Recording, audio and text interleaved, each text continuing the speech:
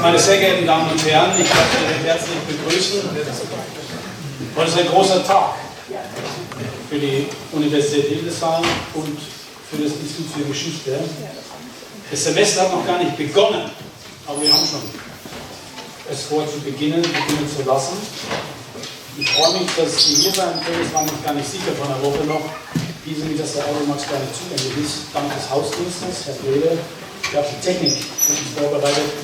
Herzlichen Dank, dass Sie das möglich machen, dass wir hier eine Veranstaltung durchführen, die heute in englischer Sprache stattfindet, die wir aber dank der modernen computergestützten Übersetzung auch hier auf dieser Leinwand in deutscher Sprache entsprechend mitverfolgen können, wie jene Gasthörerinnen und Gasthörer, die nicht unbedingt des Englischen mächtig sind. Ich möchte gleichzeitig betonen, dass es für uns eine große Ehre ist, nach Klaus Regling, nach Jürgen Stark, nach Ottmar Issing und nach Horst Tenschik hier einen besonderen Gast begrüßen zu dürfen, den ich jetzt gleich in Englisch einführe, bevor wir ihn dann auch mit Dank und Applaus entsprechend versorgen, dass er den Weg von Paris heute, Paris-Charles de Gaulle nach Hannover gefunden hat. Er ist zum ersten Mal in Hannover gelandet, am Flughafen. Normal ging die Route immer von Paris nach Frankfurt am Main. Das ist symbolisch, weil in Hannover im Juni 1988, also noch deutliches Jahr vor vor dem Fall der Mauer in Berlin und der deutschen Einigung, in Hannover ein Gipfel stattfand. Ein Gipfel während der deutschen Ratspräsidentschaft der Europäischen Gemeinschaften und entsprechend dort ein Komitee eingesetzt wurde, ein Ausschuss unter Leitung des damaligen Kommissionspräsidenten Jacques Delors zur Entwicklung einer europäischen Währungsunion. 1988, symbolisch 1988 Hannover. Ich möchte gleichzeitig auch begrüßen, neben unserem Ehrengast, Herrn Präsident Jean-Claude Trichet, auch Frau Professorin Rodelieve Gisdard-Rowohl, die lange Zeit im Europäischen Parlament aktiv war im Rahmen der Europäischen Volkspartei. Ich darf auch begrüßen den Generalbevollmächtigten der Volksbank Hildesheim, Herrn Dannenberg, und natürlich alle Sie, Gasthörerinnen und Gasthörer, und die Studierenden, die hier schon aufgeschlagen haben zu Beginn des Sommersemesters 2025. So, ladies and gentlemen, let me allow to switch to English. I'm very pleased, we are honored as university and also as Institute of History that we could invite Jean-Claude Trichet. How is this possible, to get such a prominent figure to our university, to Hildesheim? So it's often, this is the case by occasion, by accident, if you wish. I met Jean-Claude Trichet last year at the Charles Charlemagne Prize in Aachen. I saw him and I thought, well, it would be a good idea to ask him to come to Hildesheim. No problem. We had arranged this in 2 minutes. I gave him my business card, he gave me his personal business card, phone number. He said, well, write a letter to me, I will come. And he is coming. Many thanks. So I start a bit with the biography of Jean-Claude Trichet. He's born in Lyon in 1942. Remember the year. And he made his ingénieur civil des mines. He's a graduate of the École nationale supérieure des mines de Nancy and of the Institut d'études politiques de Paris and also of the University de Paris in economics and of the École nationale d'administration, ENA. So it's important also to note that Jean-Claude Trichet worked in the private sector from 1966, I hope this translation will function, from 1966, it's for the first time we are doing this, so it's really a kind of premiere. So Jean-Claude Trichet worked in the private sector from 1966 to 1968. At the end of the École Nationale d'Administration courses, he was appointed to the Inspection Générale des Finances in 1971.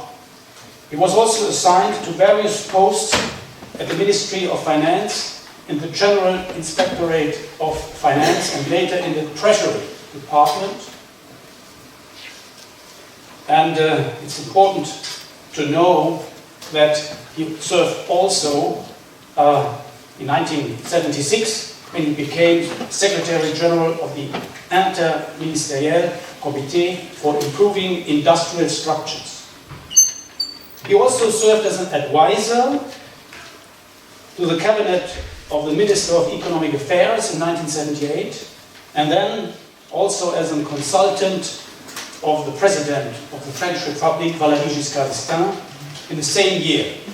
So this man could work closely together with the German Chancellor Helmut Schmidt in order to set up the European currency system in 1978. So Trichet was very close to both of these important policymakers. He subsequently became Deputy Director of Bilateral Affairs at the Treasury Department from 1981 to 1984 and Head of International Affairs also at the Treasury, and was Chairman of the Paris Club, the famous Paris Club, sovereign debt rescheduling from 85 to 1993. He was very instrumental in the implementation of the French strategy of competitive disinflation in the 1980s and 1990s as a director of the Treasury and governor of the Banque de France. He has launched the idea of the principle for stable capital flows and fair debt restructuring in the international debt strategy at the end of the 1990s.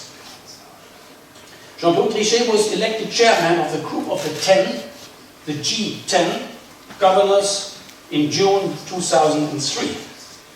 He then was also elected president of the Global Economy Meeting of the Central Bank Governors and president of the Group of Governors and Heads of Supervision in Basel until October 2011.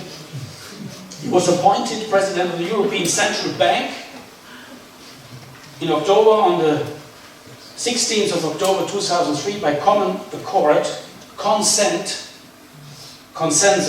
of the governments of the member states that have adopted the euro at the level of heads of state or government, and adopted the euro at the level in November then 2003. He was serving starting from November 2003, ending October 2011 as the president of the European Central Bank. Since 2010 and until end of October 2011, Monsieur Trichet has also been a chairman of the European Systemic Risk Board and was president of the Société de Gestion des Participations Aéronautiques in the years 2012 to 2013 and director of the Airbus Group from 2012 to 2018.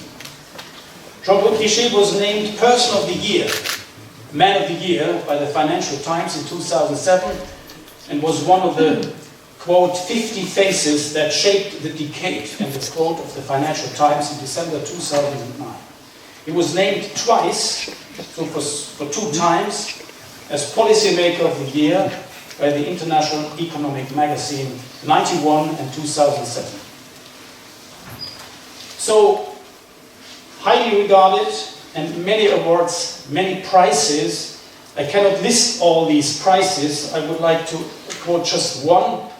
He received the International Charlemagne Prize of Aachen, which I just mentioned, for his contribution to European unity, and he received the 2011 Global Economy Prize from the Kiel Institute for the World Economy.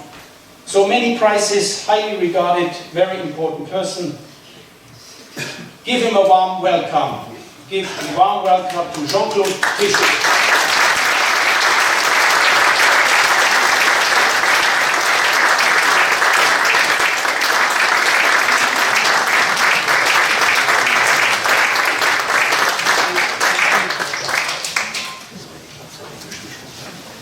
tell you that I have also a co-pilot. It's Dr. Joachim Algenis. He will introduce himself, and I will tell you that we have planned now to start with a discussion here on the floor, looking first of all to personal reviews by Jean-Claude Trichet, the Euro crisis and its lessons as a second part. Then we will focus on the future of the Euro, and fourth, about Europe, Europe's economic and political perspective. Then, in a fifth step, we go further to final personal assessment and visions, and then we'll try to conclude. But the conclusion will not be the end of this conference. After our provisional conclusion, we will start with you and a discussion with the audience. So, we'll start, and I'm happy that you are here, still at the very beginning of our semester, with a lot of students, also our guest students. They are very important, and I tell you that we have also published the meetings and discussions before, so in a small book, Klaus Rehling, also in a small, a bit thicker book by Jürgen Stark, and the third is still in production. It's about Ottmar Issing, and we plan the same thing with Jean-Claude Trichet in English. So we go with these small books around the audience room here, and then we will start our talk. Thank you.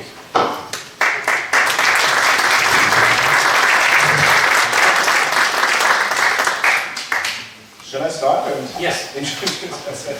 I have to do some for the board here. So, ladies and gentlemen, warm welcome from my side as well. Mr. Trichet, it's a big honor that you're here today in Hildesheim.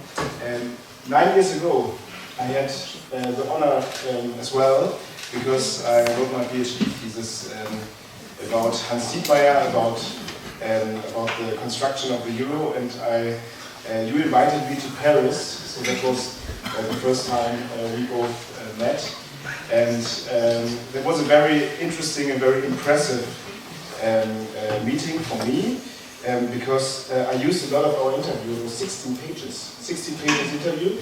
I used a lot of information, insights in my PhD thesis, and now I have a chance to say thank you to you, and thank you, of course, that you are today again in Hildesheim. I looked into the interview a couple of days ago, and I looked what we discussed in May 2016, so 9 years ago, it's 9 years ago, and I found some very interesting things, because they are still very current, yeah? So they suit to the current situation. First of all, what you said, and probably that's the reason why you are here, you said that everybody knows that we will not have Europe and the euro without the friendship between Germany and France. And I guess that's the reason, the friendship between Germany and France, and why you are happy to come to Germany and even to Hildesheim. That's good. And another point was, and that was very interesting for me, because you have to imagine and you have to think back in the time, end of 90s, yeah, end of 90s. That you said, together with Hans Dietmeier, that you discussed about the governing council of the ECB, and you don't want it to place the persons according to their countries. You wanted to place the persons according to their names, It was a big step. Because Mr. Trichet said that everyone was fully independent, and they were responsible for currency stability and not for the single countries. And it's a very powerful symbol, and I'm very happy to discuss it in a couple of minutes with you, this point. And last but not least, we'll talk today about the political union for Europe as well, because we talked in May 2016 already about the political union, and I guess that your position, which you had in May 2016, was very good for the current situation, because you said that we have all evidence for more political union, but Germany is not Texas. France is not California, and we need a special model for Europe, and we need especially a model for Europe which includes also the defense and the security area. So I'm very interested to ask you later the question, what is your opinion about the political wheel for Europe? And last but not least, I'm happy to talk with you a bit. We will look into the history, because the most exciting point probably was your story about May 2010. May 2010, because Mr. Trichet rescued the financial system in May 2010. And he said to me that he never spoke so bluntly to the heads of governments before, and said that with a smile. So I'm very interested to hear the story again today. So let's come to the first question. The first question will be about Jean Monnet, and Mr. Gila is the Jean Monnet expert. So please. Monsieur le Président, as a Jean Monnet chair, I would like to know from your side about these honorary citizens of Europe, like Jean Monnet, like Helmut Kohl, that became the second honorary citizen of Europe, and then Jacques Delors. What these persons mean for you as the president of the European Central Bank. So what is the meaning of history also? Jean Monnet's legacy, and then followers, like the honorary citizens Kohl and Delors. What kind of impact history has for your actions, for your doings? First of all, thank you very much for your presentation, which was much too flattering. In German, in English, I was amazed by what you say, and really, I mean it, you were too kind with me.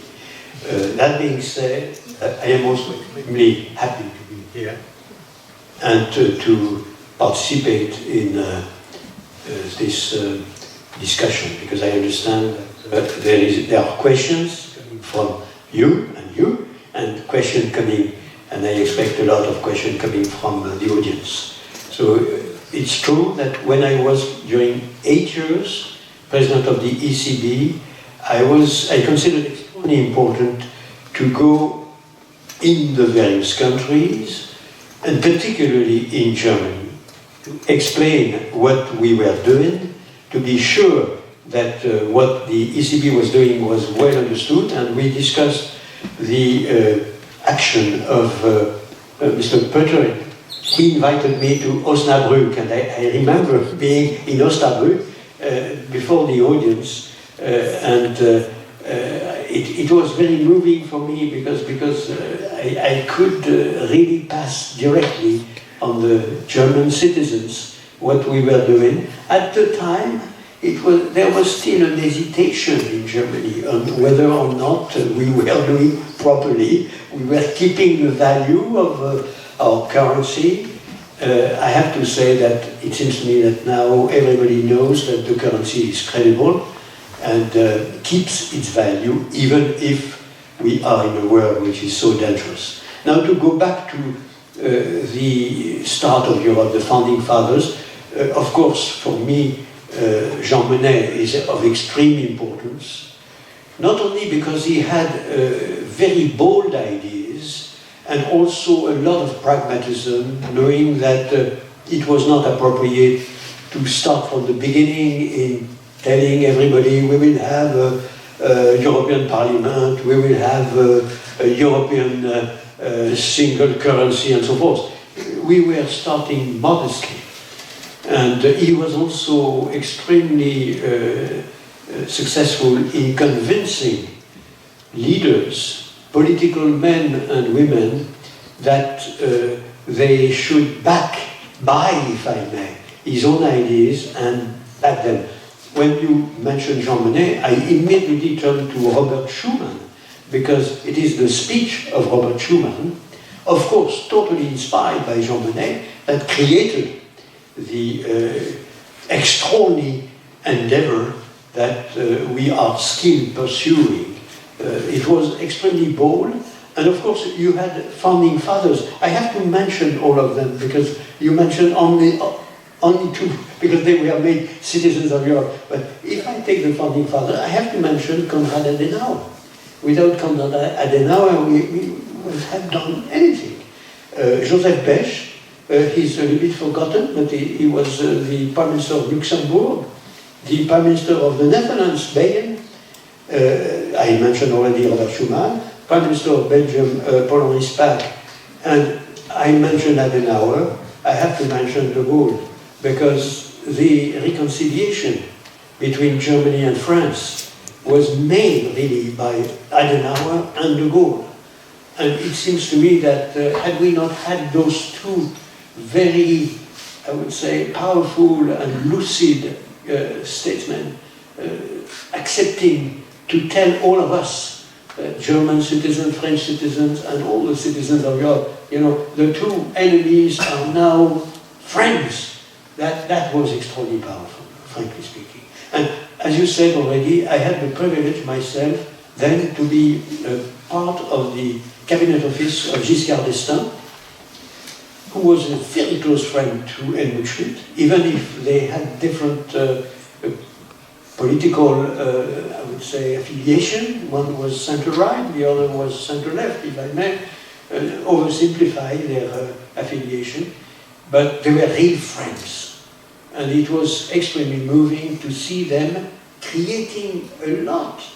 Not only in Europe, of course in Europe they were extraordinarily lucid in engaging in the monetary agreement, which was really the anticipation of the euro.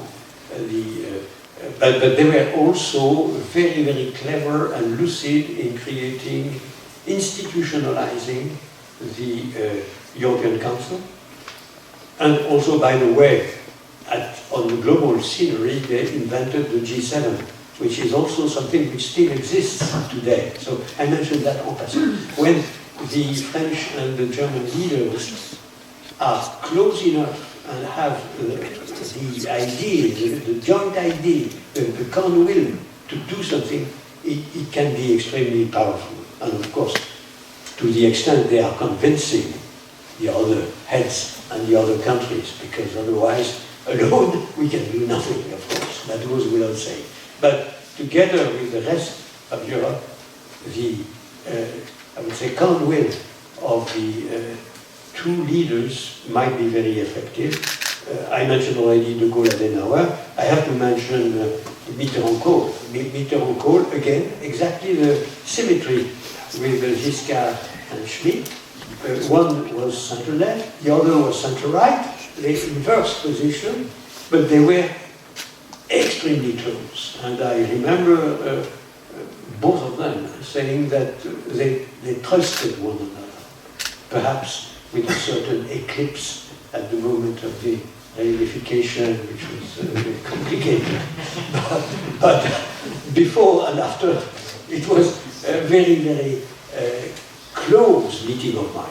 And that is, of course, something which permitted to advance in this Euro endeavor, which was already mentioned, and could not have existed without a very, very strong will in both countries, in both leaders, and it was a close call, because now I see that 80% of the European citizens are backing the euro, and I'm very proud of that, of course. But at the moment of the idea, clearly it was an extremely close call in France. The referendum was won by Mitterrand by 50% plus excellent. And in Germany, in the Bundesrat, it was also a very close call. So I will stop there because, as you see, I'm very too long in responding to your first question. Okay, we're done. Let's come to your biography.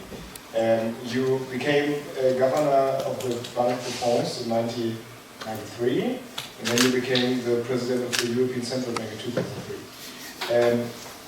How did you become the president of the European Central Bank? What was the starting point? The euro already existed in 2003. What is the story? Well, as you said, the story was a long story because I mentioned the fact that I was head of the cabinet office of the Minister of Finance, Edouard Balladur, during 1 year. I was Staatssekretär during 6 years with the responsibility to advance, if I may, the European construction. And it's precisely at that moment that I was very close to German friends, including Hans Dittmeyer, which we discussed together. And bravo for your magnificent book. After 1 year and 6 years, 7 years, I was governor of Hildesheimer during 10 years, so 17 years. And of course, I was accompanying all the efforts that my country was doing in order to modernize itself and permit the deepening of the European construction by all dimensions, including the currency dimension. So for me, I felt totally plunged into this extraordinary and very bold endeavor, deepening Europe, creating this single currency. And I had the privilege, I have to say, to negotiate with Horst Köhler, the former President of the Republic of Germany, because he was Staatssekretär. We were both Staatssekretär in Germany and in France. We were both backed, if I may, by a very strong political will of the French President and of the German Chancellor. And so, if I may, I was already plunged into the Euro in negotiating this extraordinary treaty, Maastricht Treaty, and to be as open as possible, I can say candidly that I met Horst and he met me, depending on the place where we were meeting with all the other Staatssekretär, but we were already meeting before in order to be sure that, taking into account the very strong political will of our heads, we could pave the way for a nice pursuit of the discussion and the negotiation. And I have to say that Horst was a very, very close friend of me. A very, very close friend. But that being said, then it was of course up to the heads of state and government to decide upon who would be, after Wim Duisenberg, the president of the ECB. And I was extraordinarily honored to be chosen by common will of the heads, a member of the Euro area. I have to say that that was for me incredibly moving, because I mentioned 1 year, Director of the Cabinet, Chief of the Cabinet Office of the Minister of Finance, Balladur. Then I mentioned the 6 years of being Staatssekretär, then 10 years, and then it was the 8 years of the mandate of the President of the ECB which were coming. So 25 years. I can really say that during a quarter of a century, I had the immense privilege of pursuing the same goal, deepening and reinforcing Europe, creating, because it started earlier, of course, much earlier, the single currency really started, as I said, with Giscard and Schmidt, and pursuing all that during a quarter of a century. So I consider myself incredibly privileged having that chance. Dear Mr. Trichet, you were at the helm of this European Central Bank, and you experienced one of the most turbulent periods in global economic history. When you look back on your time in office in Frankfurt, an ECB president, which event you would like to mention had the greatest impact on you? I have to list more than one thing, if I may. I had two parts in my mandate. 4 years, to consolidate the credibility of the euro, to be sure that the euro would be respected by all, I would say, market participants, but mainly by our fellow citizens of Europe, fellow citizens of Germany, fellow citizens of Italy, fellow citizens of Belgium, fellow citizens of Austria, all fellow citizens that were part of the euro. That was very, very important, because you still had a lot of skepticism looming. So my first 4 years were there to be sure that we were really demonstrating that the promise which was made to all our fellow citizens, namely the new currency will be as good as your own currency, your own national currency. It was not too bold to say that to, say, the Portuguese, no, don't consider that I am bashing anybody, but, or the Greek, or whatever. In the case of Germany, with the credibility of the DM, it was a very, very bold promise. But it was a promise, it was the political promise. Political promise, the new currency will be as good as your own currency. Same for France. And France had succeeded in the last 5 years, leading to the euro, succeeded in having a very stable currency also. So it was also a bold promise, but a bold promise for everybody.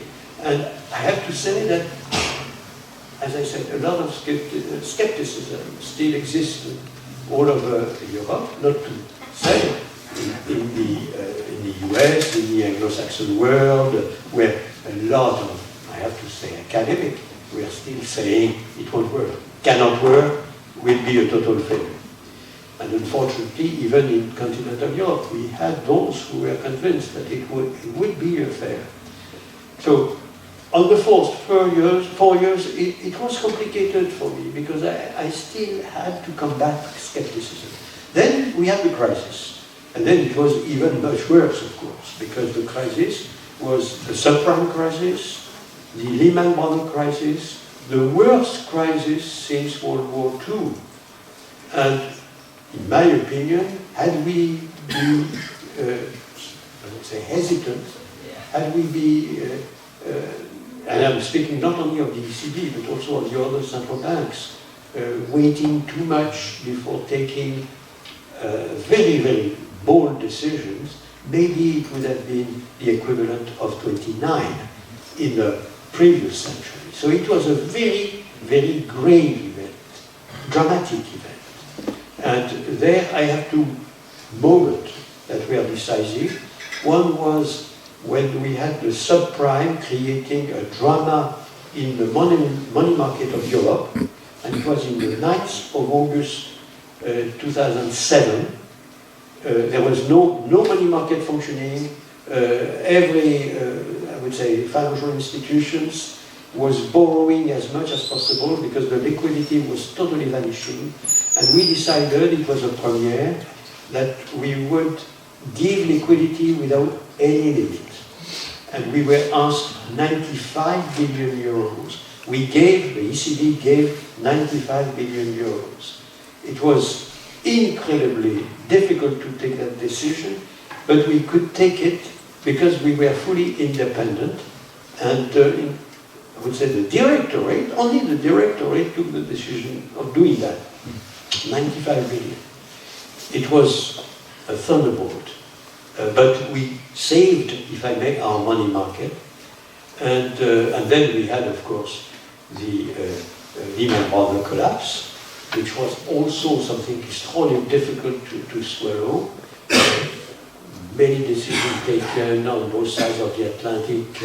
We were in permanent contact. And we took extremely important decision, generalizing this liquidity given without any limit, generalizing, decreasing rates sufficiently rapidly in order to regain control of the market, which was totally out of order. Market participants everywhere in the world expecting ultimate catastrophe, so very difficult. And then, after having surmounted And I have to say, in my opinion, quite well, the situation in the euro area. Fancy, we had not a single collapse of a single European Lehman model. We could save all our difficulties, and I have the memory of passing phone calls to the Chancellor of Austria, the Chancellor of Germany, the President. And I was called by the Belgian Prime Minister to come in the Prime Minister in the Council of Ministers of Belgium in order to explain to all the ministers, members of the government of Belgium, why they had to do something which was extremely difficult politically and extremely bold, obviously. And again, it is because those efforts by the central bank on the one hand, but also by all governments on the other hand, permitted us to avoid any equivalent of what had happened in the United States of America. And then, of course, it was not finished for the European, unfortunately, we had the sovereign risk crisis, starting, as you said, in 2010, and with Greece, Ireland, and Portugal. Generally, one speaks only of Greece, but it was Greece, Ireland, and Portugal that were attacked by speculation at that moment. And there was, you mentioned it, a very important European Council where all the heads of the euro area were there, and I had to tell them, sadly, that I was extremely annoyed to tell them that it was because they had totally neglected the Stability and Growth Pact and the fact that we needed to be serious when we were speaking of a single currency, because we had not a federal government, and without a federal government you could not be sure that the fiscal policies were correct at the level of the euro area as a whole. So we had to care for the fiscal policies in each particular country in order to be sure that at the level of the euro area as a whole, we had a correct policy mix, the correct mélange of fiscal policy and monetary policy. And so I was very blunt, I have to say, because it's true that since '85, we were in 10. Since 2005, I had told them, you are practicing benign neglect as regards your fiscal policy, your competitive policies. Unit labor costs in Greece, Ireland, Portugal, and Spain are galloping. This is an enormous mistake. We have a single currency. You cannot have in a single currency unit labor cost galloping, or I would say wages and salary of the civil servant galloping.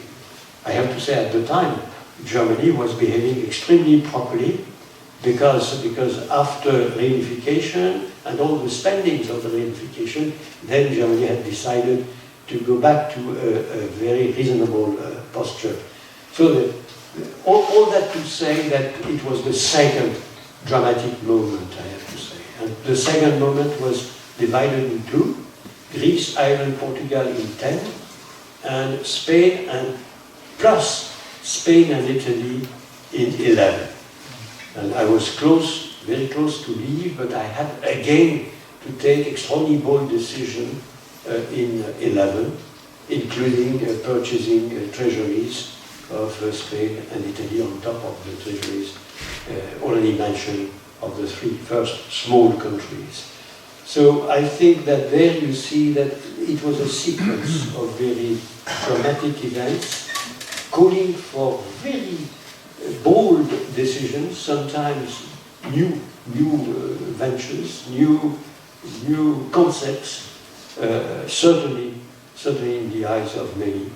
And but I could say at the end of my term, I could say in Berlin, after having been happy enough and honored enough to have the Karl der Preis, you mentioned it, the Charlemagne Prize, I could say to the German people, during all the term of since its inception, the euro kept its value around 2% per year, of inflation, and it is better than what had been succeeded by all national currencies, without any exception, during the 40 years before the war. So I think that we could demonstrate, and that was continuing to be demonstrated by my successors, that the promise made to our people had been respected. Thank you very much. Thank you. You talked about all of these crises during your term. I'm just wondering two things. First of all, how was it possible to maintain the independence of the European Central Bank, because there were so many political and economical tensions in the time, and I'm just comparing it to the situation we have today. I've seen just one quote last week from one governor of the Federal Reserve in the US due to Trump, who said, we are independent, yeah, so I can imagine that it was difficult for you as well in these years. Second question, a lot of people argued during that time and even today that it was not a debt crisis, it was an institutional crisis. So there is an architecture problem in the Eurozone. Did you see, and probably do you still see, this problem in the Eurozone today? Two very important questions. Independence first. Our independence is guaranteed by a treaty. You cannot change that treaty without the agreement of all signatories. It is totally excluded that all signatories will say that they change the treaty.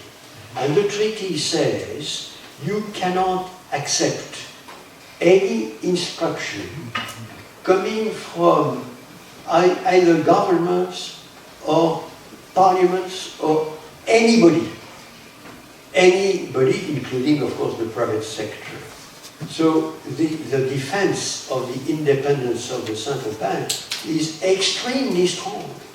And to be clear, I had no problem in this respect. No problem. I said since the very beginning, we will defend fiercely our independence. And I repeated that several times. From time to time, you had, I would say, governments or ministers of finance saying at a certain moment when we increase rates, at a certain moment that they were not very happy with that. It had absolutely no influence. It's true that at a certain moment, 10 out of 12 were more or less saying that it was not, they were only responding to pressures that were coming from here and there. It had absolutely no influence on us. Either when it was, to reinforce the monetary policy and to make it less accommodating, or when it was to put it at a more accommodating level. And to demonstrate our independence, the 95 billion euros that we gave to the commercial banks in order to maintain control of the overall money market of Europe, of the euro, we decided that in 2.5 hours at the level of the directory. Could you imagine the governments meditating to see whether or not it was appropriate to do this and that? I mean, it would have taken 3 weeks, and after 3 weeks they would probably have observed that they have no agreement. So a central bank has to be independent. Now, only to conclude on that, in the US, the independence of the central bank is not guaranteed by a treaty. It's only the law, it's the US law. So it's true that independence could be put into question if there is a majority in the Congress to change the law. And I don't imagine that it will be the case, but it's true that we are in a real-time experiment because you have a president, you have a Senate, and you have a House of Representatives, and they are on the same line. But you see, despite that, I am pretty sure. And they need a qualified majority in any case, at least in the Senate. So I'm tranquille, even for the Federal Reserve. Now, you had 2 questions, it seems to me. The other one was about the structural. Well, it's clear that there is a structural problem in Europe, first, because we are not a political federation, we have no federal budget. And I already mentioned that. So when you have no federal budget, all the Anglo-Saxons told us, but you are much too bold, you put the cart before the horses. Look, you should first have your own political unity and the federal budget, and then after you have, of course, the single currency. And the European said, no, we are sorry, we want to have a single currency, and we have the Stability and Growth Pact. And the Stability and Growth Pact is the mean that we had imagined to be sure that we would have the appropriate way of dealing with the policy mix, as I said. I have to say that at a time, at the very moment of my own appointment, I had to fight against the two countries that were praised for being so effective and efficient in creating Europe and pursuing the European venture. France and Germany said together, oh, we don't like the Stability and Growth Pact. We don't like this pact. It's not very well drafted. We have to change the pact. And I said, I was just appointed, I said very clearly, you're totally wrong. You should not do that. The pact is the quid pro quo, because we have a single currency and not a federal budget, not a political unity. But I lost the battle. And the Commission said the same. And there was a trial. The battle was lost. The Stability and Growth Pact was alleviated. Not dramatically alleviated, but there was a very bad sign given, I have to say, by Germany and France. That after all, it was not that important to care for the budget. And of course for Germany it had no consequence, because the German public opinion, the German culture is on that front serious. So it was, the catching up was not the problem. For other countries it was more difficult, and certainly for those countries already mentioned that were in a crisis mode because they had let their public finance go in the wrong direction. Most of them. For some of them it was the banks that had done very poorly. But all taken into account, I think I responded to the question. So we have to continue to be fully conscious that as long as we do not have a political federation, even if it is totally different from the US, again, as I said once, you reminded that to me, Germany is not Texas, France is not California, we are very special. So the future political union of Europe will be very different from the United States of America, it goes without saying. But nevertheless, as long as we do not have this political federation, in my opinion, we need to be much more serious permanently on monitoring fiscal policies and monitoring competitive policies. We could also elaborate. Thank you. I will come back to the point with the political union later. It's not enough for me. But I will come back later with the next question. We are still in the time of the attempts overcoming the euro crisis when you served as president of the European Central Bank. What about the experience you made with the Banque de France during that time? And you mentioned the Commission at this time also. What about the reactions about the behavior of the Commission of the European Union? It was José Manuel Barroso at this time. And always, you know, people thought about a kind of Eurozone parliament to make it more transparent, to have a discussion. What do you think about these discussions on the Eurozone parliament, to make it more legitimate, to make it more transparent?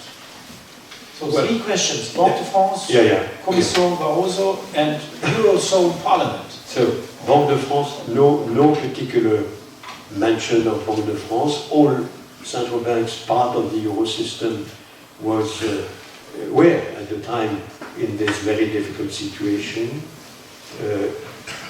The decentralized system was such that at the time we had no banking union, so the various central banks that were responsible for banking surveillance were very much on the front line. In Germany, the Bundesbank was not responsible for banking surveillance, so it was the other institution that was on the front line. So we had a system that was fully respecting the tradition of each country. I have nothing else to say. It seems to me that the full body of the system, of the Euro system, tried to fight as well as possible to avoid, as I already said, any new catastrophe. And we had no Lehman Brothers. Had the central bank, including the Central Bank of France, but also the Central Bank of Germany, all other central banks in Austria and so forth, not echoing the message that was coming from the ECB, from you in particular.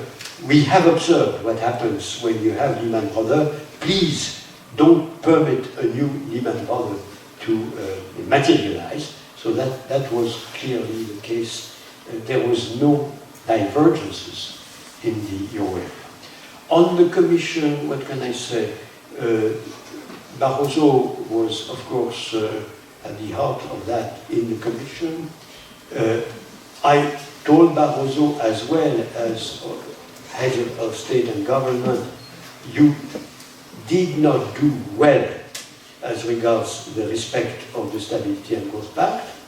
After all, the Commission was responsible for, had demonstrated a solid, I would say, will to avoid what Germany and France had tried to do, to demolish the Stability and Growth Pact. But still, I consider that the Commission was not that as strong as it could have been. And there was another problem, which, as I already mentioned, the follow-up of the competitiveness of each particular country. It was not in the treaty, and in that sense, it is a blind point in the treaty. There was no monitoring of the cost competitiveness, of the overall competitiveness of the member of the euro area. You have a single currency. If you have a single currency and unit labor cost augmenting very fast in one particular country, that country is losing competitiveness.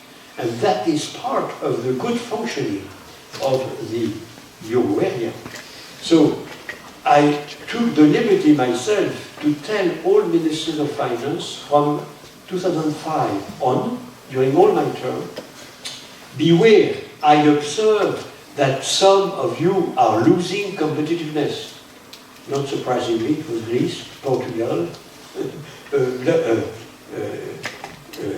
Ireland, and then afterwards it was also Spain. But only to tell you that it was visible that we would have problems at a certain time. I'm not accusing anybody. The ministers were quiet and calm as long as the market was not teasing them.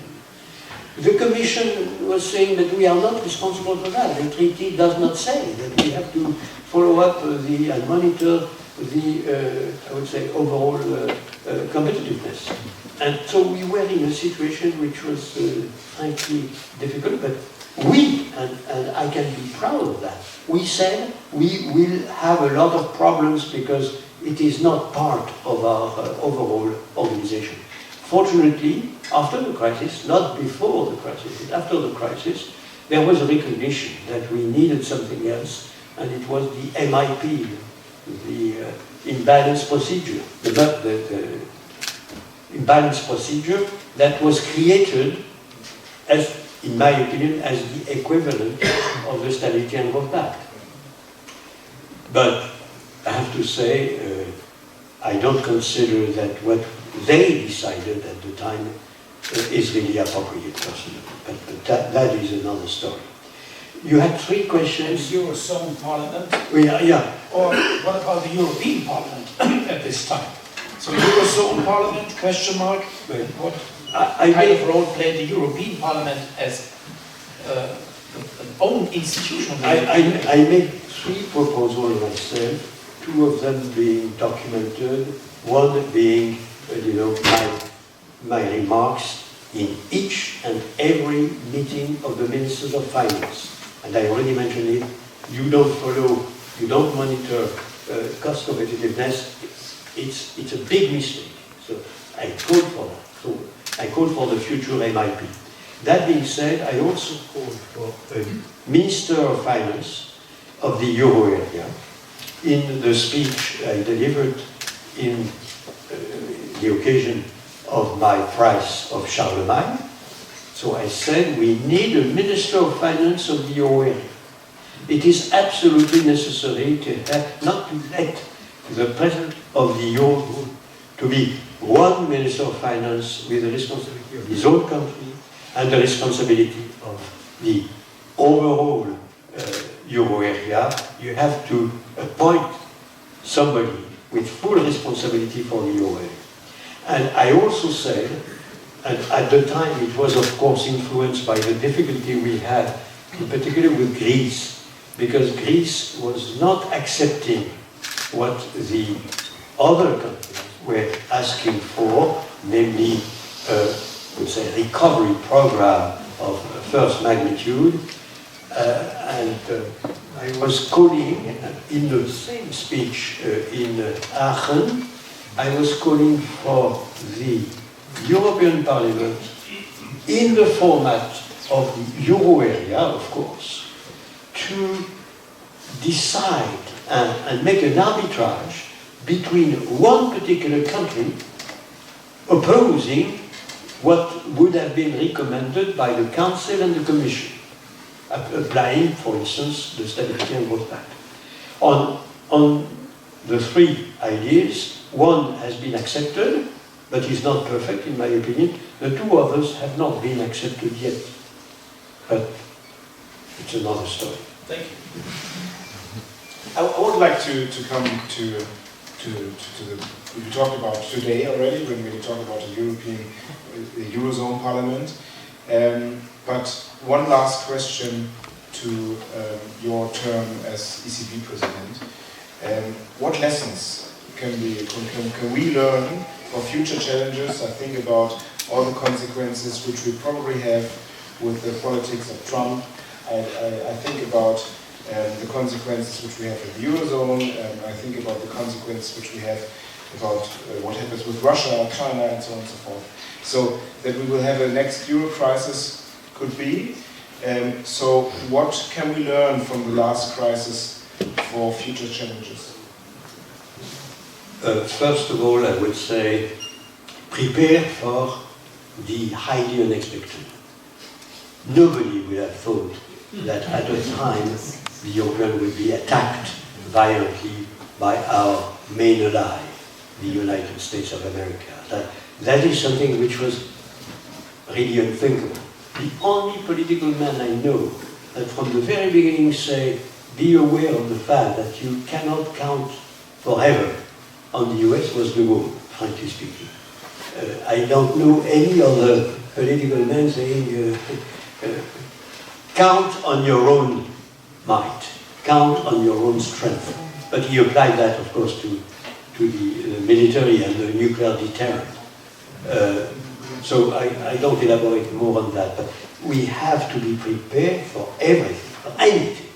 And by the way, Lehman Brothers came as a thunderbolt in a very, very nice and quiet, and even at the time, you might remember, the academia was saying more or less, we have solved all the problems. I mean, now it's fantastic, we are growing regularly, there is no inflationary surge, nothing dramatic, it's the end of the difficulties. It was only a few months before Lehman Brothers. So prepare for the highly unexpected. Second, I would say one of my meditation after all that, as I already said, part of what I would have recommended at the time, and it is documented, has not been done. Still, I would be cruel not to mention the fact that banking union has been decided, and it goes, of course, in the right decision, that we proved the capacity to resist the COVID period. We proved the capacity to resist, I hope, the present period of time. It is open, but I expect that all what we've been doing in the past will demonstrate that the Europeans are able also to grasp the situation. We also had my successors, because it was not the case in my time. At the end of my mandate, there was no grave and immediate threat of materialization of the deflationary risk. My successor had to cope with the possible materialization of deflation, which is, of course, something very difficult. But it seems to me that as regards pure monetary threats, the ECB, being criticized from time to time, but the ECB demonstrated a quite remarkable capacity to face a very difficult situation. And again, delivering price stability, which is the first mandate, and was promised to you, to all of you, as well as to all people in Europe. Promise price stability. So, but to conclude, I would say that, in my opinion, we are halfway still, and we have to go resolutely in the direction of a political federation.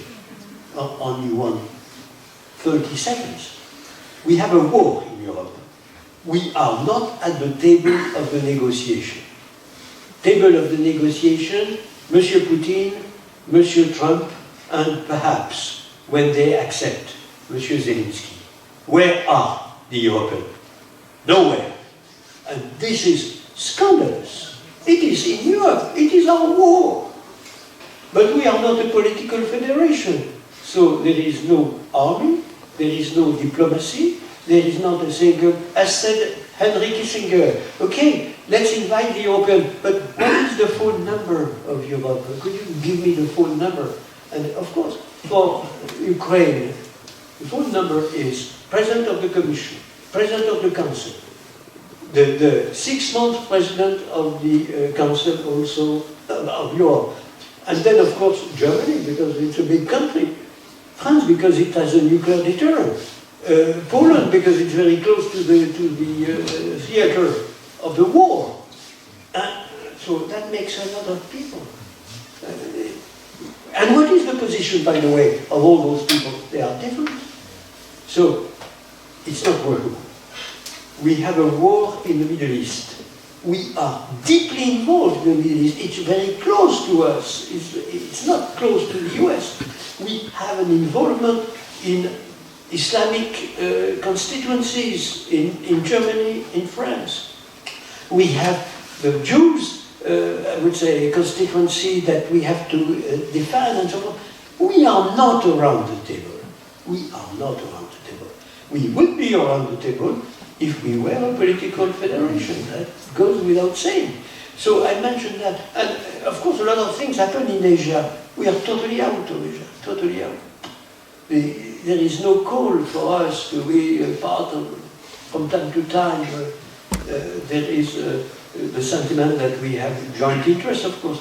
But I am even more convinced than when I met you that we are badly in need of making appropriate progress towards a political federation. By the way, it was the position of Germany at the moment of the negotiation of the euro.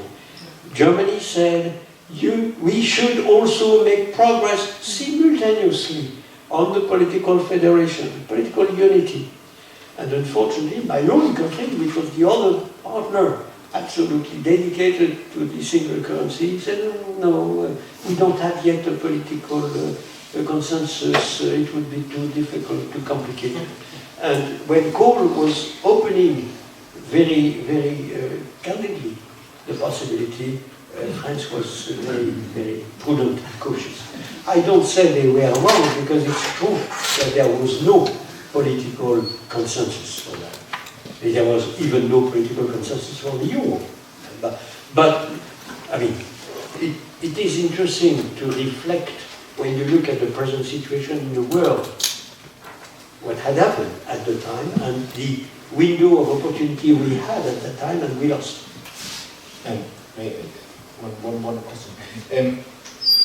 Do you think there is a chance now, due to the new situation in the world, the chance for the political union, what you said?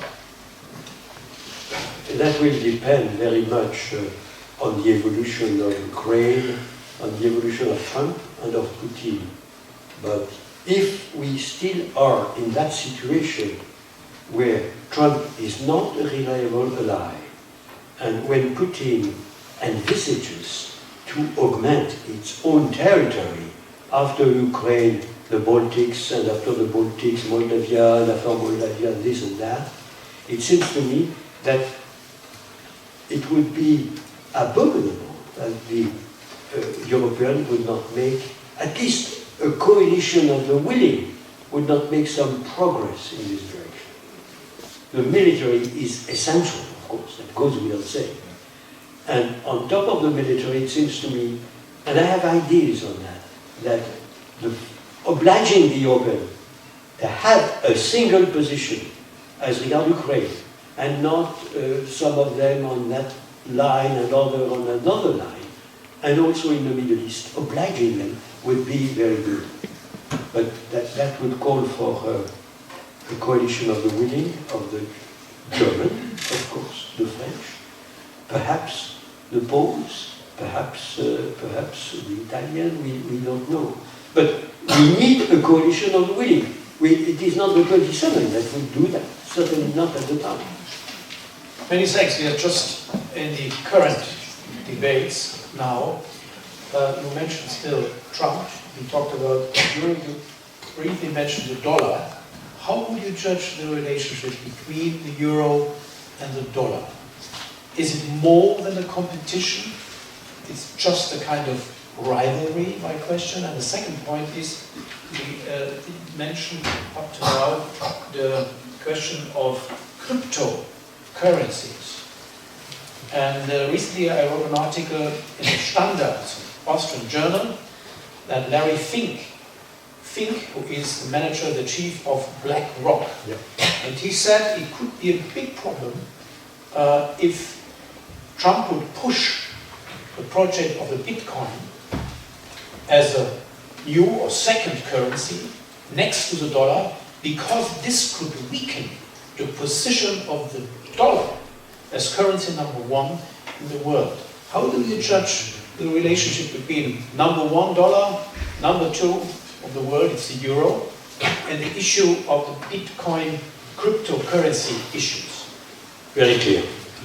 On the dollar, when we started the euro, we represented approximately 20%, merging all the founding currencies, 20% of the overall reserve assets, of the overall bonds denominated in euros in comparison with all the other bonds and.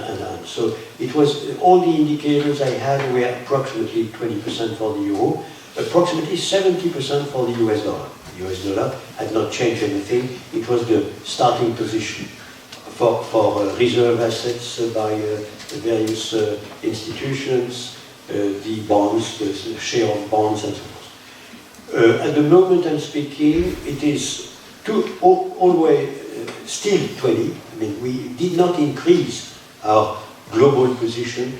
The US went down from 70 to 60. So the euro did not deteriorate its relative position vis-à-vis the dollar, but it did not create a new jump. When I was president of the ECB, I remember very often I had met with a political man in particular saying the euro should be the equivalent of the dollar. We will go up to the dollar is the enemy. And I was saying, no, the dollar is not the enemy. We created the euro for the single market of the European to be much more effective and efficient. This is the goal. We are not fighting against the US dollar, that's not the point. And we will see progressively the euro being more and more credible, and the rest of the world thinking that, after all, utilizing the euro is much more interesting, and so forth. And I'm very happy to have said that, and my successors did the same, not to engage in a currency wars. It's ridiculous. What happened during all the crisis? Everybody, and myself also, I was thinking we might have a currency crisis. Maybe the dollar will jump very high, or will fall down, or the euro will go up and down. The paradox, we had less volatility after Lehman Brothers than what we had before. I have known the euro at the level of $0.83, extremely low level of the euro, and I've known the euro at $1.50, so extremely high. So the euro up and down were superior to what we have observed since the crisis, Lehman Brothers crisis. So I remain a little bit puzzled by that. And it seems to me that there are underlying forces that are more stabilizing the system.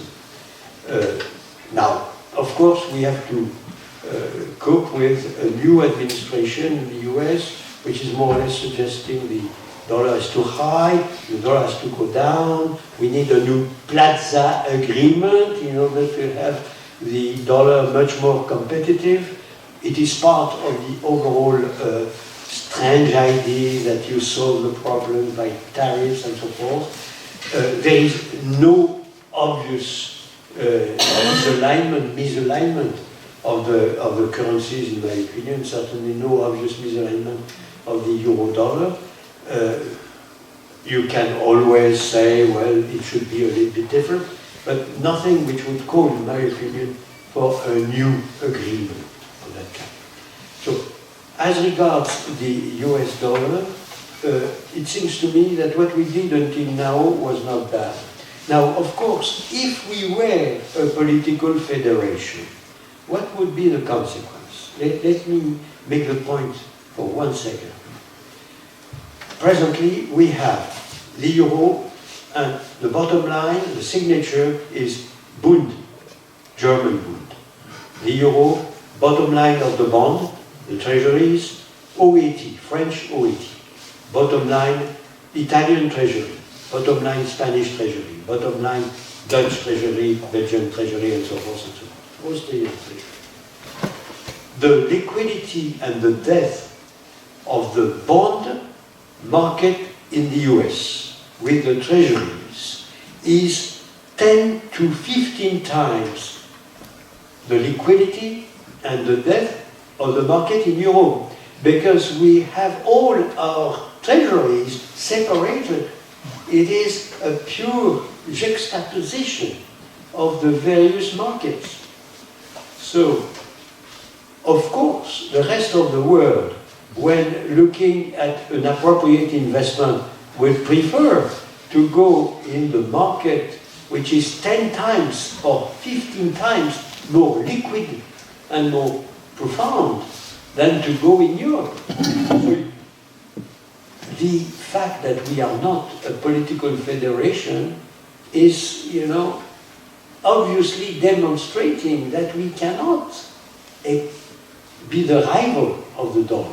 We could perhaps, and that will have to be managed very carefully, we could perhaps become the equivalent of the dollar with our own currency, provided we have only one signature for our treasury.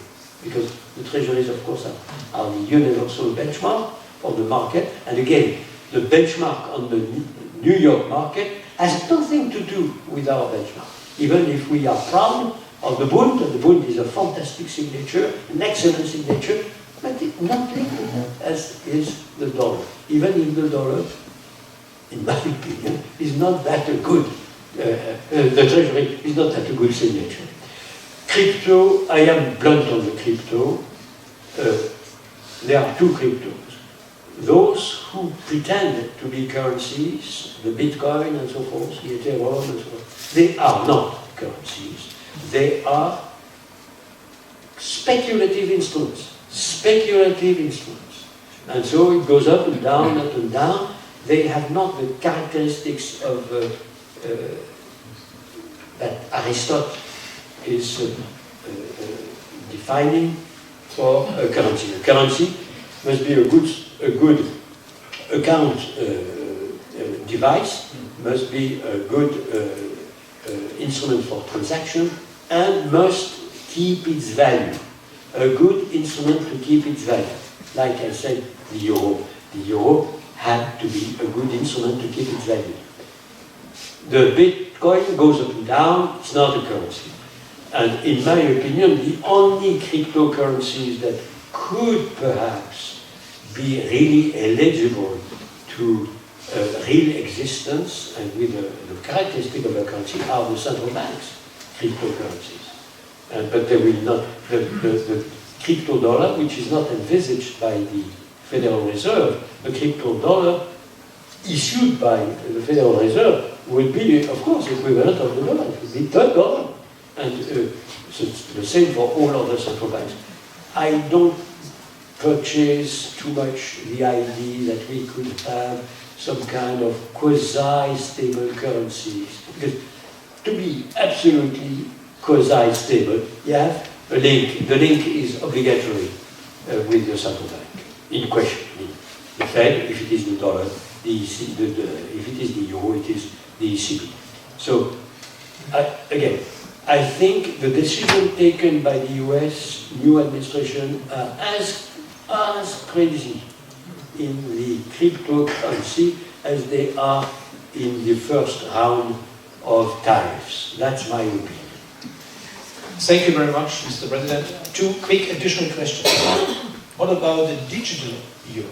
It's also a discussion on this digital euro. The second thing is we have EU member states not having the euro, but we have also European states outside of the European Union using the euro as a second currency. Or take, for example, Kosovo.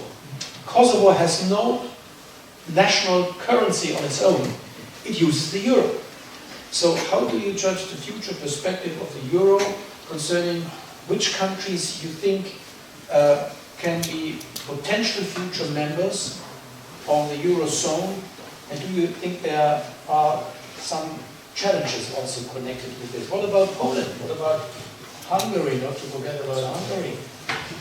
So how do you see the question of enlargement of the Eurozone? And if I look to the euro as a historian, I'm always looking about the history of empires, I see this currency as a kind of penetration currency, trying to push enlargement processes, anticipating future member states. So how do you judge this enlargement issue for the future of the European Eurozone development? A lot of questions. Digital euro, I would say, I responded already. If it is issued by the central bank, it is the euro. It would utilize the technique of the cryptocurrencies, quote unquote, and I have no problem with that. Then it is the problem of the ECB to be sure that it is not utilized by organized crime in a way which would be scandalous, not utilized with, by terrorism, terrorist organization, not utilized abnormally, not, I would say, again, taking advantage also for the central bank to know what you do with your own notes, which is perhaps in Germany particularly considered part of the civil liberty. Civil liberty, you must utilize your notes as you wish. I was always amazed to see to which extent it is in the mind, in the culture of Germany. So, we'll see again. No problem with the digital euro as long as it is monitored and created, issued by a central bank, ECB. As regards enlargement of the euro area, I always thought personally, and always in my turn said to heads of state and government that were envisaging to enter into the euro, I was always telling them, are you sure that you have a consensus in your own country? You need a large consensus, because it is not something that you do and then that you renegade, if I may. That you cannot get out. Once you're in, you have joined your destiny with the destiny of the other countries that are in. And so if you don't have an agreement of right and left, say center-right and center-left, and a solid majority, forget about it. All those countries that entered into the euro, where it was on the basis of a multinational and a multi-political, multi-sensitivity in each country.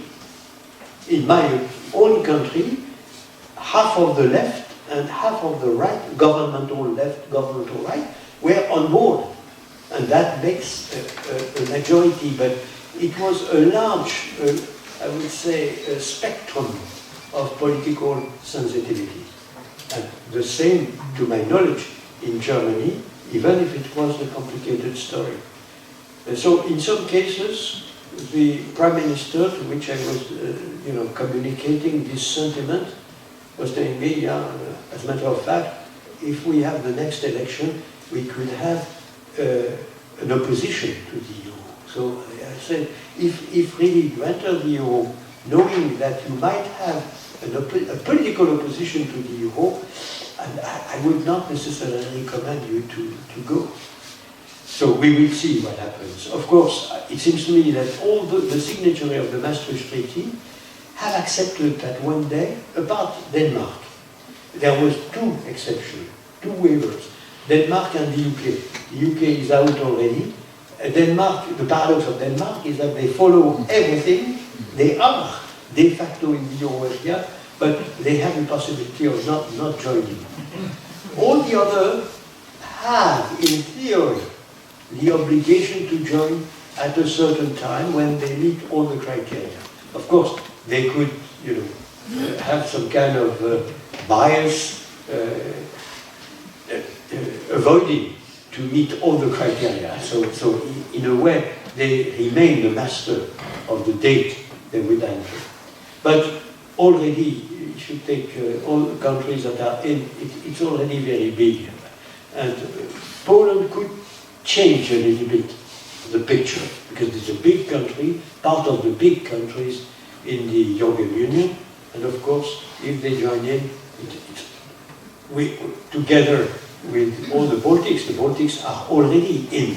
So it would, complement, if I may, the euro area in the east part of Europe. Again, this is very serious, this question of entering the euro. As I told you, I don't consider that we have an ideal framework at the present moment. We are loose on the Stability and Growth Pact. We don't have the monitoring of our cost competitiveness sufficiently, I would say, refined. So I would still call for a lot of attention before entering. Many thanks. Thank you very much, Monsieur Trichet. I could ask you 20 or 30 more questions, but we would like to give the audience the chance. But let me ask one last question. Yeah, one last question. What interests me a lot. Imagine we would have a time travel machine, and we would together travel into the year 2050. What do you think? What kind of Europe do we have in 2050? I know it's a very difficult question, but what is probably your what kind of Europe do you wish to have in 2050? 50. If we have Germany and German people accepting to have no say in all the important decisions at a global level, or a say which would be much lower than the say of the Vietnam, or the say of South Korea, or and. If we have a France accepting the same, no say, no influence, nothing. If we have Poland accepting, and then we stay where we are. We refine a little bit, we have a better MIP, we have a better Stability and Growth Pact, we try to have a much complete, comprehensive single market, we follow the recommendation of Enrico Letta, we follow the recommendation of Mario Draghi. So again, we have a more comprehensive single market in the domain of the economy, I hope of finance also, and we stay there. We have no single army, no single diplomacy, no single executive branch. Then we do not exist, full stop. Because Vietnam has a single army and a single diplomacy. Indonesia has a single army, a single diplomacy. India has all what I was just mentioning. And Brazil also, and Mexico also. And the rapidity of the dwarfing of the European in the present world as it is incredible. No European, you were mentioning half of the century, yeah? If you go up to the end of the century, and after all, my own grandchildren will be more or less close to my age when we are at the end of the century. So it's tomorrow. It's tomorrow in our families. It's tomorrow, the end of the century.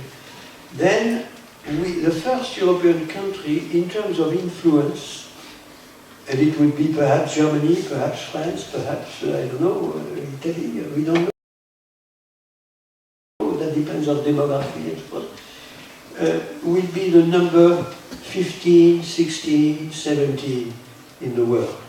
And of course, the table of the negotiation, the equivalent of the G3, G5, G7, will be totally out of reach if we do not have a political federation. So I'm sad to say that, because I know our people are not very close to understand that. But it is the importance of the leaders to be sufficiently lucid as they were in creating Europe. After all, we could be in the situation of, our own country, with all its might, its strength, without having any kind of European institutions. And you judge whether we would be better off or not.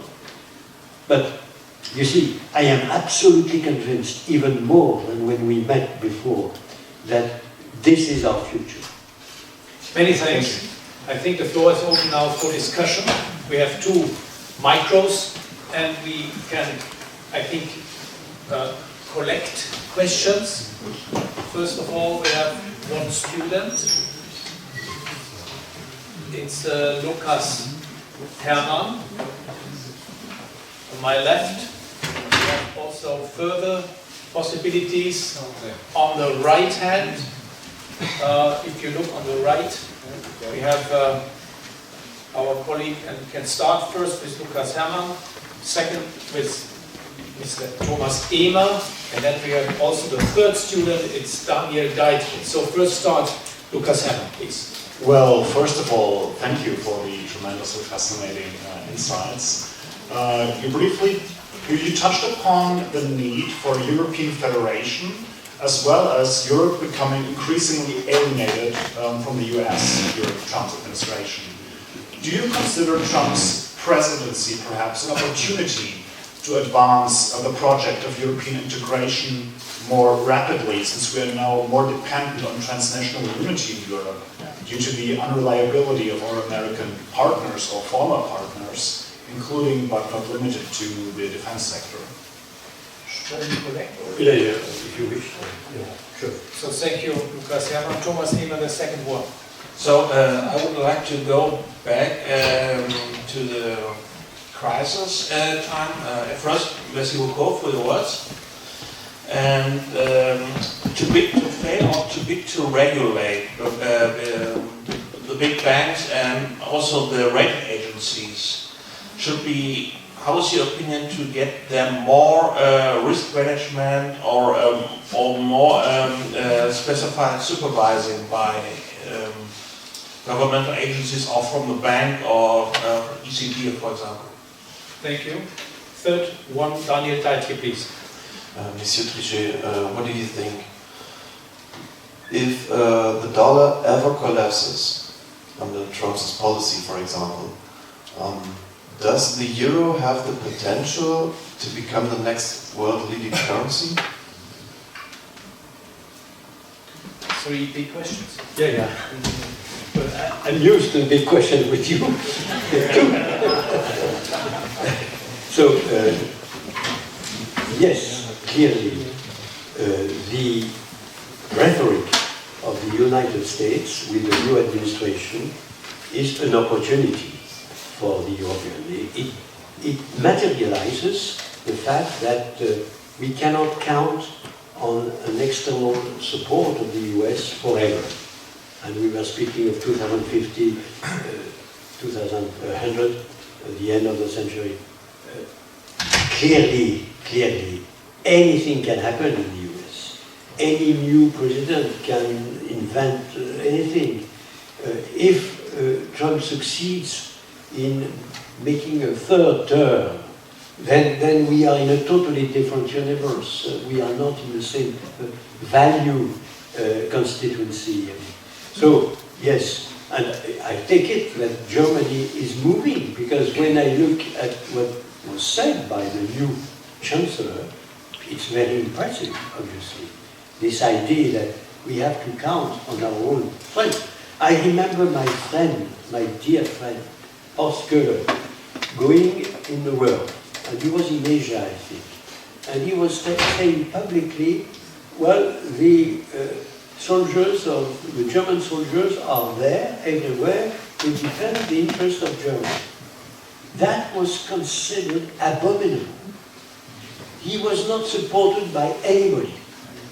He was not supported by his own party, the CDU. He was not supported by the Chancellor. And the poor Horst considered that if his own rhetoric, which he considered common sense rhetoric, was bashed to that extent by his own country, he would have to resign. You remember that? I mean, I was myself appalled by what happened to him. Anyway, but that is a very moving story. So yes, the US attitude today is an opportunity. But again, an opportunity has to be seized. We have to get the coalition of the willing to seize the opportunity and to start what should be necessary, in my opinion, again. At least joint army independent from the US, joint diplomacy independent from the US, but depending on a decision-making process that has to be invented in Europe. Too big to fail, the rating agencies, control of the rating agencies. I mean, it seems to me that there also we have done a lot, frankly speaking. I don't want to be too negative in Basel with the, I would say, implementation and improvement of all the rules, regulations in the financial sphere in general. Of course, nothing is really comprehensive, nothing is complete.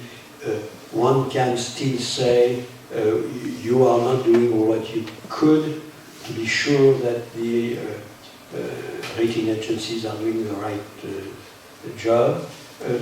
We have in this domain, one has to accept it, because we are not also a political federation, we have 3 rating agencies, all Anglo-Saxon. And we have only now a German rating agency, which I know very well, which is trying to exist in Europe and perhaps in the rest of the world. Scope, I don't know whether you know Scope, but it is the only one.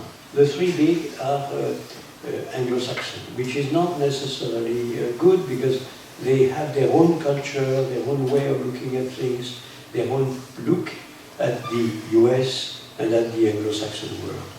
But again, I'm not too negative on what has been done since the crisis. If the dollar collapses, there are two various ideas. The dollar collapses spontaneously because of the mistakes that are made in the US, the level of debt outstanding of the Treasury, the overall level of the net external position. You know that the US owes the rest of the world approximately 80 to 90% of its yearly GDP, or its GDP. So Germany is very rich, very wealthy. Germany has a lot of fortune which is abroad, and Germany has no negative external net position, only largely positive. It is the piling up of all the external surplus of the German economy, you know. When you pile up current account surplus, plus current account surplus, plus current account surplus, you have enormous wealth, which is your case. France, it's less brilliant. The US, it's totally catastrophic. So perhaps an academic, particularly clever, could imagine at the time a collapse of the dollar under the weight of the deficits, of the debts, and perhaps of the mistakes made. I don't consider that very, very likely, frankly speaking. It seems to me that it is more of a fantasy. And of course, if the dollar would collapse, the euro would be a very good currency because the ECB is there, the treaty is there, the keeping its value, it's part of its own motto, and of course it will be there. More of that. If tomorrow, by an extraordinary chance, we will have a political federation, if tomorrow, by another chance, the Chinese would say, well, the renminbi is now convertible, then you would have immediately, overnight, a three-currency system. You have the dollar, the euro, equivalent of the dollar, immediately because of the federation, and because of the size of its economy, China would also have a currency considered as good as the dollar because of the size of its own GDP and the fact that the renminbi would be convertible. It is not convertible today. It is not competing. The renminbi is not competing in the la cour des grands with the big country. But this is fragile. As you see, it could change any time. Could change. Many thanks. It's an extraordinary opportunity for you, again, to raise questions and a discussion with our Monsieur le Président. So, a last second round we have again Lukas Hermann. Then I see also a guest student, Mr. Ruckel, and then again Daniel Deitje. I'm happy that students are here and raising questions. Well, okay. It's Johanna Nowakowski also. Please, ladies first. Johanna Nowakowski, a young lady. Well, first of all, thank you for coming here for the talk. Last semester, we had a guest from Denmark, which told us about the Danish opt-outs. And one of this is the adoption of the euro. And Denmark held a referendum in the year of 2000, and they rejected the idea. Back then, what did this tell you about how trustworthy the whole project of implementing a common European currency, how trustworthy the project of the euro was? Je question shall we collect again? Or? Oh, yeah. So many thanks to Johanna Nowakowski, then Lukas Herrmann. At the very beginning of your presentation, you mentioned that the German-French friendship was and still is central to the project of European integration. How do you personally assess the state of this friendship today, especially since, at least to me personally, the outgoing German Chancellor Scholz did not seem to be particularly present or popular on the European stage? Thank you. A very critical question concerning the German policy position, and then we have Mr. Runkel. Yeah, thank you. My question is concerning the joint bets. Euro bonds and these things. We have an actual situation at the moment. The European Commission wants to have 800 billion euros for defense, and 160 of that, or 150 of that, shall be raised by the Commission, or the European Commission. The problem is that Germany rejects these joint bets, and now rumors say that a qualified majority could approve the joint bets in this case concerning these 150 billion euros. What would be qualified majority in this case, and could that be the beginning of a system of joint debts? That's my question. I would like to add a further question to this topic. Okay. How do you judge the recent decision made by the German Bundestag to have a package of debt called Sondervermögen, but in reality debt?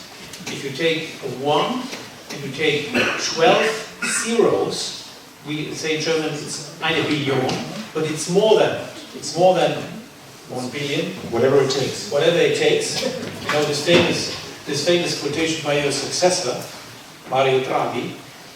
How do you think would be the impact, the consequences for the Eurozone, for the stability of the Eurozone, in case this German Sondervermögen, it's a big, gigantic package of debts, will be really implemented? Last questions, Daniel Deitch, and then we have a lot of further questions. My question is, why does it often seem as if Europe has no leverage against the US superiority? Does Europe make itself sometimes smaller than it actually is? Could you repeat that? I'm not sure I got you. Why does it seem as if Europe has no leverage against the US superiority? And does Europe make itself sometimes smaller than it actually is? I see what you mean. Self-confidence. Yeah. Okay. So, I think on Denmark, again, Denmark is a paradox. Denmark follows all the monetary policy of the ECB. There is absolutely no problem. They are very happy with that. They have chosen to be part of the euro area, and I understand that there is a culture which is also clear when you defend your property against the German buyers. There is a special culture in Denmark, and in my opinion, the response to your question is, why do you follow exactly the monetary policy of the ECB? It does not hamper at all the credibility, on the contrary. A country which is very credible and which decides by its own to follow the same monetary policy and the same currency, if I may, de facto, as the euro, demonstrates the credibility of the euro my opinion. So I have no problem with Denmark. I was invited once by the government of Denmark, I remember. We had a very good discussion. I was very impressed by the way Denmark was reasoning. And I understand that they have been, trying to defend themselves against big neighbors, and well, it's part of the culture. So it is what I understand, but you know better than me, of course. Franco-German friendship. I will not qualify exactly, but it's true that with De Gaulle Adenauer we had something special, really, and the reconciliation of the former enemies. With Schmidt and Giscard, I already mentioned, a big sentiment of friendship, abnormal. I was in the cabinet office of Giscard, so I could be the witness of that. It was very strong. When I was president of the ECB, I went several times to see in Hamburg Chancellor Schmidt, and I was really impressed, and he was backing the euro, the ECB, very strongly, at a time where Germany was still hesitating. It was not that easy for me in Germany, because the news magazine cover were quite often describing the euro sinking. Yeah, you had a lot of such covers. Maybe you forget those covers, but it was hard. And for me it was very important to see that Chancellor Schmidt was still on this line. Now, of course, you had couples that were perhaps with less of a fit, and clearly the former Chancellor of Germany and Macron, for reasons I don't understand and don't understand too much, or don't see too much, they were not that close, and so that's part of the game. I expect, but maybe I'm too optimistic, that the new Chancellor and Macron, but Macron is now on the external front, fortunately, but not too much on the domestic front. But I see that they have a better fit, really a better fit. So we'll see what happens. What is true is that the German accord on anything is not a sufficient condition to materialize a concept or to proceed, but it is always a necessary condition. So if there is no fit, no, I would say, common will between Germany and France, forget about the idea, because it won't work. Full stop. If there is a good fit, it's not won yet, because there are other countries, and you have to convince the Italian, the Poles, the Spanish, the Belgian, the Dutch, and so forth. So we are a complex set of countries, all of them very bold and very, I would say, proud. And the pride, the piling up of pride in Europe is really extraordinary. But again, so that was for the German friendship. Euro bonds, and the two questions on the euro. You know that we have already euro bonds when the European Stability Mechanism issue bonds. They are euro bonds. When the EIB, the European Investment Bank, issue, there are bonds, euro bonds, not exactly the same, not the same signature, not the same rating necessarily, but close to euro bonds. Then, of course, you had the next generation EU in the COVID time. That was gigantic euro bonds, obviously. And this idea that we could do something like it because of the defense threat is not absurd, in my opinion. At least the COVID was very threatening, but I would say Mr. Putin and the combination of Putin and Trump is also something which is very dangerous. So if I had to thought the importance of the various investment possible, I would hesitate a little bit between the COVID and the present situation. But it's a purely political decision, that's clear. And seen from my own angle of vision, which do not necessarily please all of you, namely that we are in a march towards a political federation, I see such moves not absurd. It seems to me that with the benefit of the hindsight, maybe we would say, yeah, it was the start of something which happens to be big, namely the start of the joint signature of the European. There will be a joint signature, of course, if we are united politically. I will also remember you, which is perhaps paradoxical, that the present Chancellor of Germany, the former Chancellor of Germany, was Minister of Finance at the time. Exactly. And when there was the next generation EU decided, he said publicly,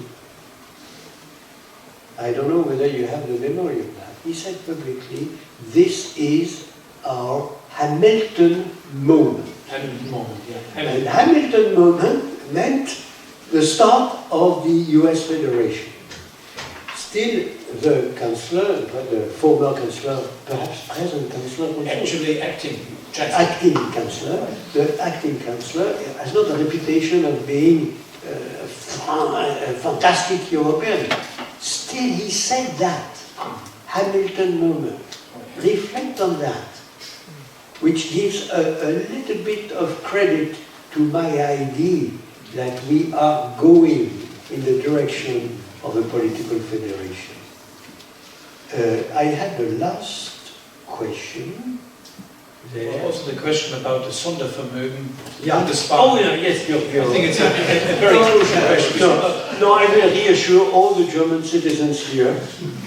You have such a current account surplus, such a net positive external position, and I would add perhaps such a strong culture of, wisdom that I have no worry at all.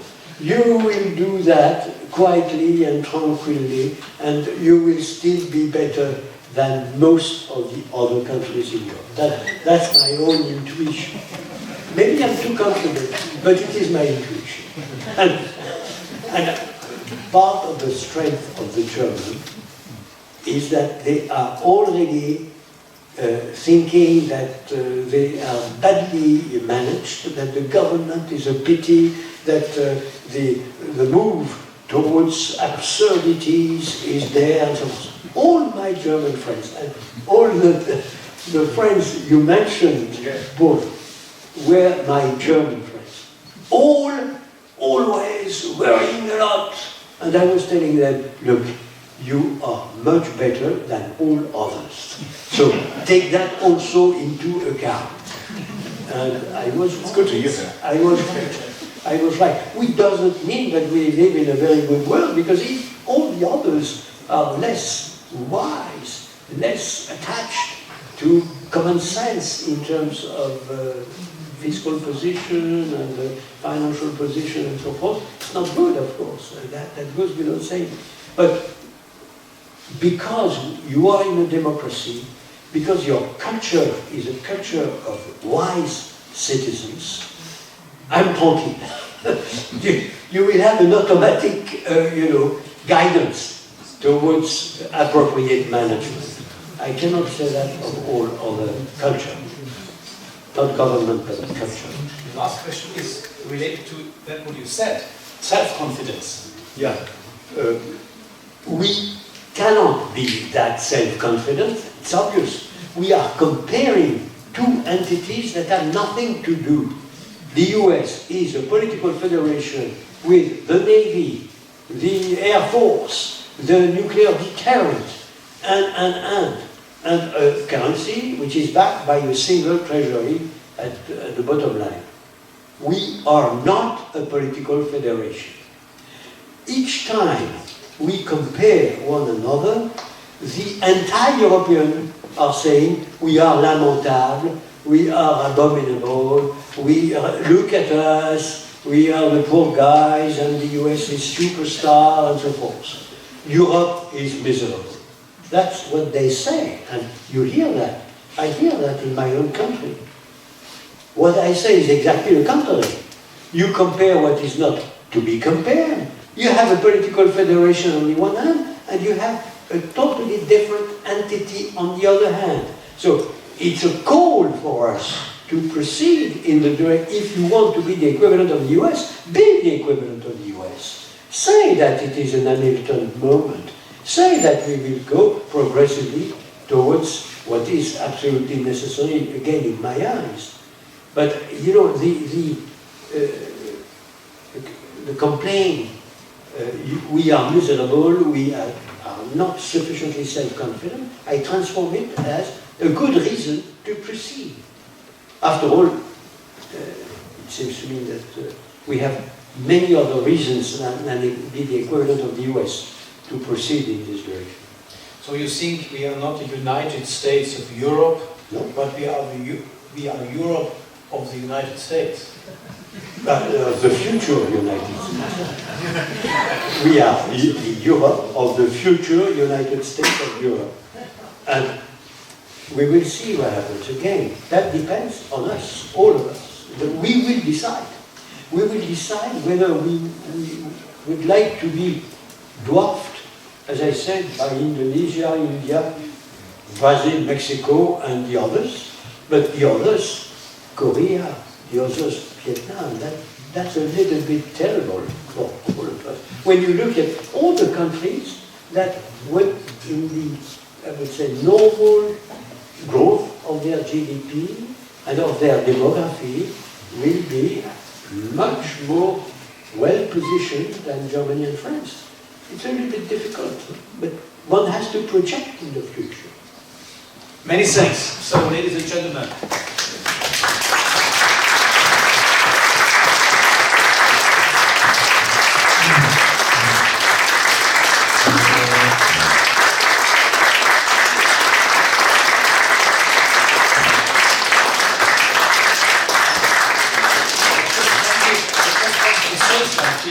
The audience is applauding. So many thanks for coming. Many thanks to our house service that Mr. Glebe did as best he could do, because it was for the first time that we tested this simultaneous translation procedure. I hope it worked more than less, hopefully. I have to say thank you to Mr. Beining, who made the video and who is our officer of our Institute concerning videos and audio file. Thanks for students coming, thanks for raising questions, thanks also to guest students coming, and also thanks to our sponsor. It's the Volksbank Hildesheimer Finanz, who make it possible that we can invite those high-ranking persons, elder statesmen, and last but not least, thank you very much to Monsieur le Président, born in 1942, to be here in Hildesheim. Thanks for coming.